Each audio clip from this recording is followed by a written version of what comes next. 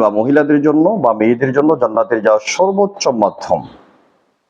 আল্লাহ রাসূল সাল্লাল্লাহু আলাইহি ওয়াসাল্লাম হাদিসের মধ্যে বলেছেন, ইযা সাল্লাইতাল মারআতু খামসাহা ওয়া সামাত শাহরাহা ওয়া হাফিজাত ফারজাহা ওয়া আতাআত যাওজাহা।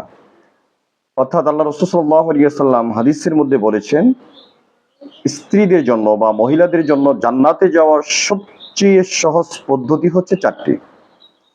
যদি এই চারটি কাজ তারা করে তাহলে তাহারা মিন আইয়ি বাবিন শাহ, জান্নাতের যে কোনো দরজা দিয়ে তারা চাইলে জান্নাতে প্রবেশ করতে পারবে।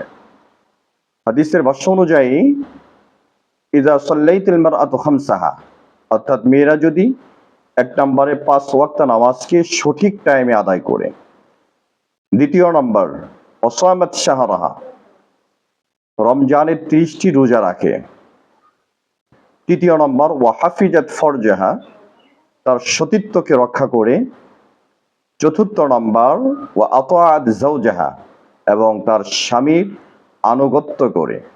এই চারটা জিনিস যদি কোনো মেয়ে বা স্ত্রীরা বা মেয়ে জাতি করতে পারে, তাহলে তাদের জন্য আল্লাহ রাসূল সাল্লাল্লাহু আলাইহি ওয়াসাল্লামের ঘোষণা হচ্ছে, তাদেরকে আল্লাহ রাসূল সাল্লাল্লাহু আলাইহি ওয়াসাল্লাম জান্নাতি হওয়ার সুসংবাদ দিয়েছেন।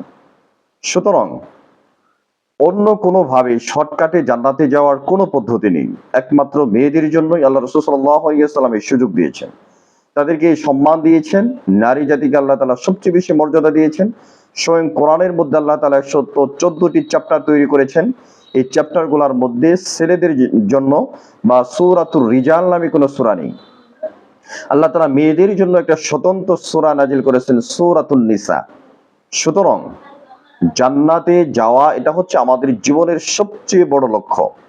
আল্লাহ তাআলা আমাদেরকে, মা বোনদেরকে এই চারটি কাজ করে সবাইকে জান্নাতি হওয়ার তৌফিক দান করেন। যদি ভিডিওটা ভালো লেগে থাকে, লাইক, কমেন্ট, শেয়ার করতে ভুলবেন না।